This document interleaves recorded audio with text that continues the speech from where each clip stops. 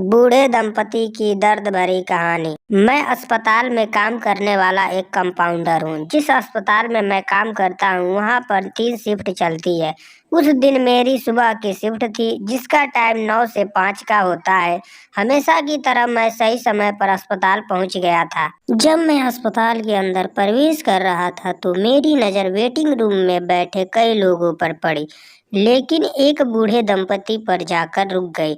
यह दर्द भरी कहानी एक कंपाउंडर के नज़रिए से आपको सुना रहा हूँ। जी हाँ, मैं अस्पताल में काम करने वाला एक कंपाउंडर हूँ। जिस अस्पताल में मैं काम करता हूँ वहाँ पर 3 शिफ्ट चलती है। उस दिन मेरी सुबह की शिफ्ट थी जिसका टाइम 9 से 5 का होता है। हमेशा की तरह मैं सही समय पर अस्पताल पहुँच गया था। जब मैं अस्पताल के अंदर प्रवेश कर रहा था तो मेरी नज़र वेटिंग रूम में बैठे कई लोगों पर पड़ी, लेकिन एक बूढ़े दंपति पर जाकर रुक गई। बूढ़ा और बूढ़ी दोनों आपस में कुछ बातें कर रहे थे। बूढ़ा अपने हाथों में पीठ पीछे कुछ पेपर बूढ़ी से छुपाने का प्रयत्न कर रहा था।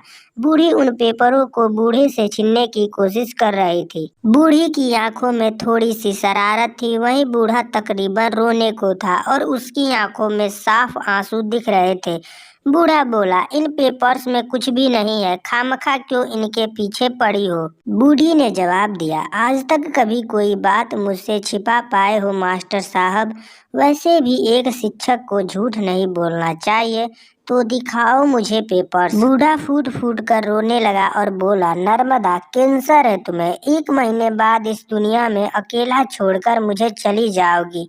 ये रिटायर मास्टर अपनी जिंदगी भर की कमाई देकर भी तुम्हारे कैंसर की कीमत नहीं चुका पाएगा। बूढ़ा सिर पीटते हुए बोला, तुम्हारे कैंसर की कीमत इस बूढ़े रिटायर्ड मास्टर की औकात से कहीं बड़ी है नर्मदा। बूढ़ी अपने पति के आंसू पोंछते हुए बोली, तुम्हारी औकात बहुत बड़ी है मास्टर साहब। मुझसे पूछो, जीवन में तुमने मुझे क्या नहीं दिया है। मेरी हर ख्वाहिश पूरी की है और ये डॉक्टर तो कुछ भी कहते हैं।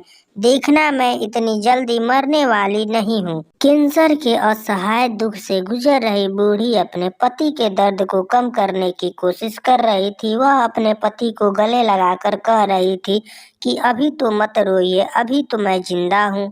मैंने अपनी आंखों के सामने सैकड़ों मरीजों को देखा है, कईयों ने मेरे सामने दम तोड़ा है। उनका दर्द मैं समझ सकता हूँ, लेकिन कभी उनके लिए मेरे आंखों से आंसू नहीं निकले। लेकिन इस बूढ़े दंपति का दर्द मेरी आंखों से भी आंसू बनकर बह निकला। इससे पहले कि मैं इस दंपति के पास जाकर उसकी हमदर्दी के 2 बोल बोल पाता और उनका हौसला बढ़ा पाता, डॉक्टर विनायक उनके पास पहुंच गए। शायद वह भी मेरी तरह ही चुपके उनकी बातें सुन रहे थे। डॉक्टर विनायक उनके पास जाकर बोले, देखिए माँ जी, जीवन और मृत्यु का फैसला तो भगवान ही करते हैं। हम डॉक्टर्स भी सिर्फ कोशिश ही कर सकते हैं और मैं पूरी कोशिश करूंगा कि आपको इस बीमारी से अलग कर सकूं। तब बूढ़े ने हिचकिचाते हुए कहा, लेकिन इसका इलाज तो। इससे पहले कि वह अपना वाक्य पूरा कर पाते, डॉक्टर विनायक बोले, आप उसकी चिंता मत कीजिए, इसकी जिम्मेदारी मैं लेता हूँ। बूढ़ी ने डॉक्टर विनायक से पूछा, लेकिन आप यह सब क्यों करेंगे। डॉक्टर ने कहा, मैं तकरीबन 12 साल का था जब मेरी माँ इसी बीमारी का शिकार हो गई और मैं तब बेबस और मजबूर था। उन्हें बचाने के लिए मैं कुछ ना कर सका।